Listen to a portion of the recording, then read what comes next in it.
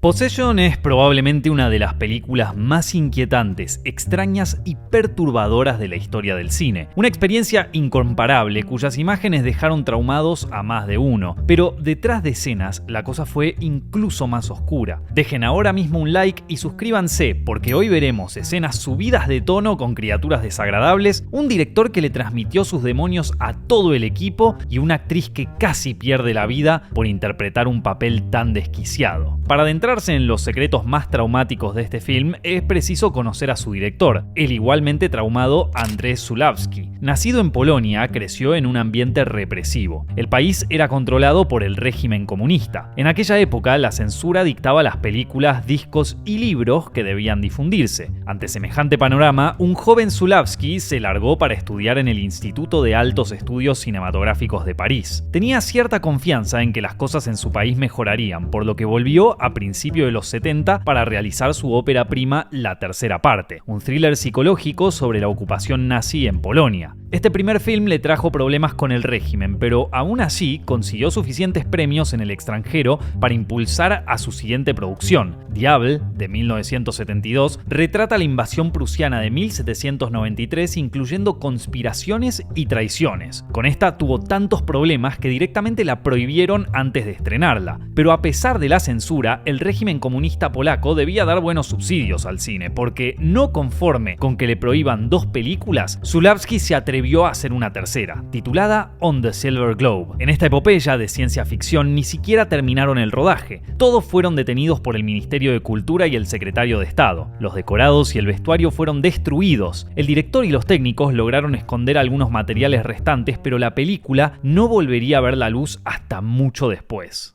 Como si estos problemas no fueran suficientes, Zulawski también atravesaba el peor momento de su matrimonio. Poco después de que el régimen cancelara su tercera película, su esposa le pidió el divorcio y le ganó la custodia de su único hijo. Al borde de un pozo depresivo, cualquiera podría inspirarse a dirigir una obra oscura, pero solo a Zulawski se le ocurrió algo tan turbio como Possession. Pensó en una historia acerca de un matrimonio que se rompe, una premisa cercana a su realidad. La diferencia es que la usaría como plataforma para explorar las profundidades más hórridas de un quiebre sentimental. Un abismo que le permitiría zambullirse en el terror más impredecible, incluso surrealista. Zulawski escribió un tratamiento, pero precisaba de un socio creativo. Una de sus amigas guionistas le recomendó a Frederick Tutten, un crítico estadounidense que también escribía ficción. Zulawski aprovechó el contacto con amigos que vivían en Nueva York y consiguió viajar con el proyecto bajo el brazo. Tutten leyó el tratamiento, supo que había algo extraordinario y quería ser parte de esa iniciativa. Zulawski y Tutten empezaron a escribir el guión en Nueva York, aunque luego se trasladaron a París. El realizador tenía muy claro lo que quería lograr en cada escena,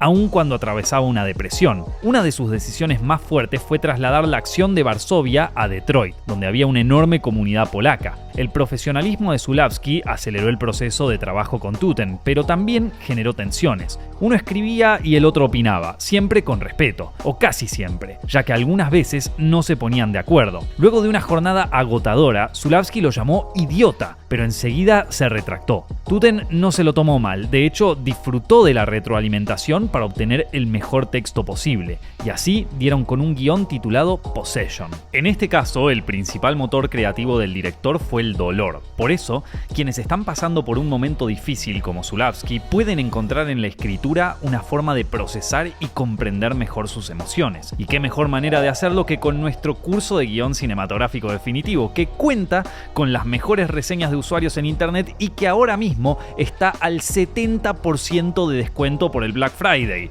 Sí, escucharon bien, es nuestro mayor descuento del año y solo dura esta semana. Si están pasando un mal momento como Zulawski, ahora tienen razón para ponerse un poco más contentos. Aprovechen la oferta ahora mismo y no se olviden de dejar una reseña cuando lo terminen. Encuentren todo en la descripción del video y prepárense para iniciar su viaje creativo. La historia concebida por Zulawski y Tutten se centra en Anna, una ama de casa, y Mark, un espía. Cuando él regresa luego de una misión, ella quiere ponerle fin al matrimonio. Ambos tienen un hijo llamado Bob, que queda al cuidado del padre. Las peleas son cada vez más agresivas y enfermizas, con violencia y automutilaciones, pero ella se sumerge en sus extraños amantes. Y cuando decimos extraños, creo que nos quedamos cortos. Uno de ellos es Heinrich, quien ya genera mala vibra con solo verlo, pero él no es nada comparado con el otro amante de la mujer, una criatura tentacular cuyo origen e historia jamás son explicados. Y sí, amigos, esto es cine europeo. Zulawski consiguió el apoyo inicial de un productor para poner en marcha el proyecto, pero antes de poder seguir, el director se enteró que este productor usaba el dinero de la película para pagarse sus gastos de hotel y lujos en Nueva York. El director no llegó a pedir explicaciones, ya que el productor se desentendió y desapareció del mapa. Así, Possession se quedó sin un responsable fuerte y empezó a acumular deudas. La depresión de Zulawski era preocupante, pero las ganas de concretar el film lo impulsaban a luchar. Desesperado, acudió a un productor de Paramount Pictures y, para no dar muchas vueltas, le vendió la película como la historia de una mujer que tiene relaciones con un pulpo.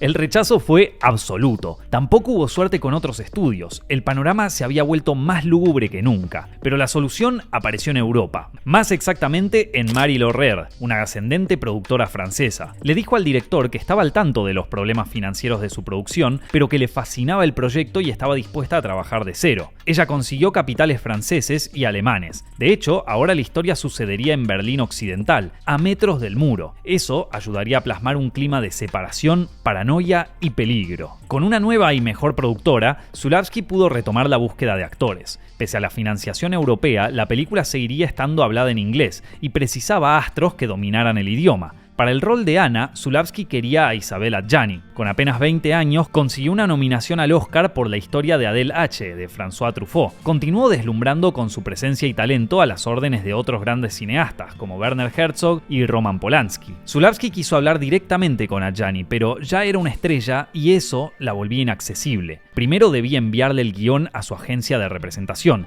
en donde lo rechazaron sin miramientos. Sin perder el tiempo, el director acudió a su segunda opción, Judy Davis, una actriz australiana que había captado su atención por la película My Brilliant Career. Le envió el guión, pero no recibió respuesta. En tanto, el director se fijó en otro miembro del elenco de My Brilliant Career, Sam Neill. Lo consideró perfecto para componer a Mark. El actor se reunió con Zulawski y le gustó su visión tan particular del guión. Firmó sin dudarlo, pero la incógnita seguía pasando por Anna. Pasaban los días y Davis no ofrecía una respuesta, pero para ese entonces Adjani pudo leer el guión. No estaba segura de querer participar, pero fue convencida por el director de fotografía Bruno Nuiten, que formaría parte del proyecto. Ahora Zulawski tenía motivos para alegrarse. El resto del elenco se completó con actores alemanes, pero aún faltaba un personaje crucial, el amante con tentáculos de Anna. Para idear una criatura tan impactante, debían trabajar con un maestro de diseño y efectos especiales. Pensaron en el artista suizo H.R. Giger, que venía de ganar un Oscar por sus diseños en Alien. En otro video ya hablamos sobre la importancia de Giger en Alien, pero como no estaba disponible para Possession,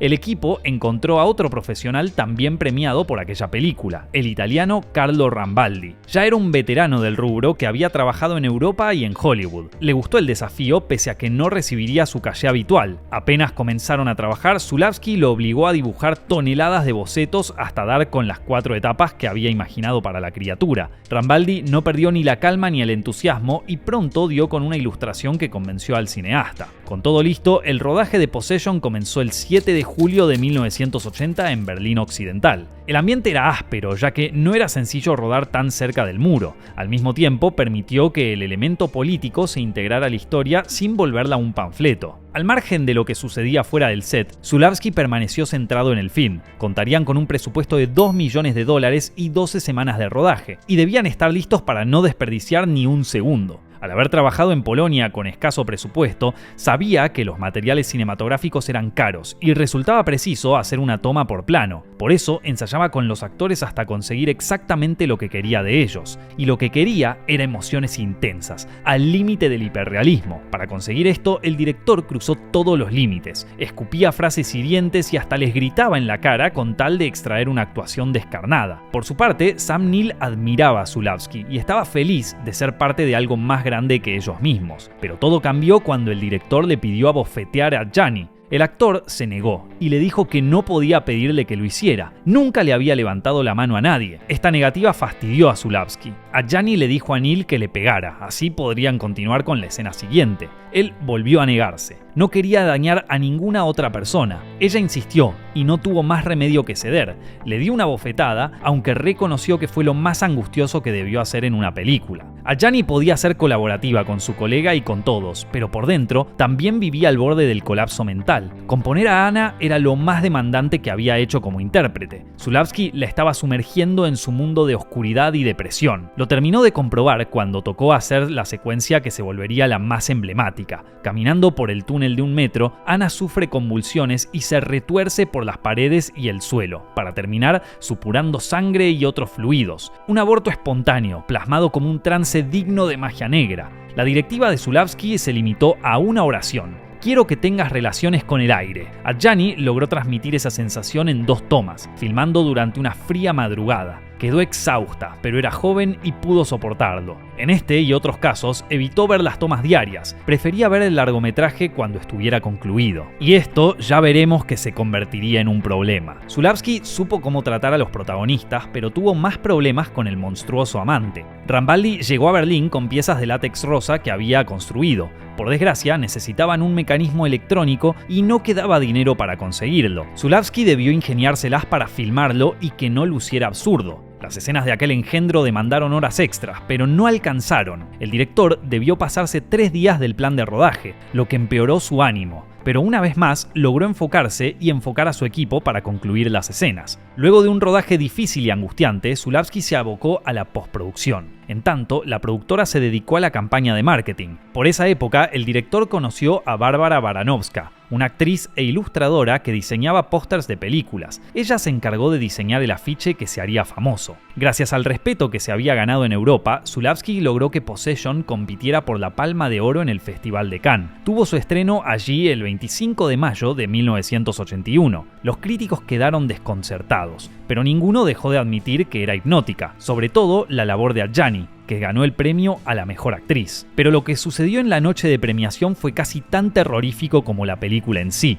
Adjani se sentó a ver con ganas la película por primera vez y le resultó algo más extremo de lo que había anticipado. Al salir, la llamó pornografía psicológica y, choqueada, se encerró en un baño, agarró la cuchilla de una máquina de afeitar y trató de quitarse la vida. Por fortuna, era una cuchilla que apenas podía cortar medio milímetro de piel. No pudo hacerse un daño mayor, pero asustó a sus allegados más de lo que los había aterrado con la escena en el metro. Mientras Adjani se recuperaba, Possession llegó a los cines de Francia el 27 de mayo de 1981. Terminaría recaudando poco más de $1 millón, por lo que no recuperó los costos. La respuesta de los críticos fue tibia, aunque hubo elogios para los actores y las ideas arriesgadas de Zulawski. La suerte fue más esquiva con su recorrido internacional. Para su estreno en Estados Unidos debieron cortarle 40 minutos. En Gran Bretaña ni siquiera arribó a las salas. Fue editada en VHS y quedó incluida dentro de los video nasties, las películas de terror o de contenido adulto censuradas por el gobierno de Margaret Thatcher. El camino de Possession parecía condenado. No obstante, un grupo de fanáticos supo apreciarla y difundirla. El formato doméstico y las proyecciones en cineclubes la transformaron en una pieza de culto. Los devotos aumentaron, aun cuando no entendían del todo la trama y sus connotaciones. Valoraban su carácter único. El tiempo también fue amable con sus responsables. Zulawski siguió haciendo películas importantes, incluso pudo terminar On the Silver Globe y estrenarla en 1988. Además, logró recuperarse desde lo sentimental. Volvió a estar en pareja, aunque más tarde estuvo con otras. Para cuando murió en 2016, era reconocido como un maestro del cine. Los protagonistas de Possession también continuaron con sus carreras, pero jamás olvidaron el rodaje. Sam Neill comentó que hoy no podría ser filmada. Isabelle Adjani dijo que solo podría haberla hecho siendo joven y que representaba todo lo que su subconsciente había estado tragando o incubando durante años. La criatura tampoco perdió vigencia. Aunque nunca se explica su procedencia, sigue generando tantos debates y teorías como el propio film. Possession brotó de la mente torturada de un cineasta temerario. Involucró a profesionales que casi pierden la cordura en nombre del arte. Pese a la racha negativa inicial, se impuso como una de las joyas más inclasificables y demenciales del cine. Hacer una película es difícil. Hacer una película de terror puede ser aún más duro. Así ocurrió con La Cosa. Hoy es considerada un clásico indiscutido del terror, con una influencia tan poderosa como la criatura del título. Pero a principio todos fueron problemas.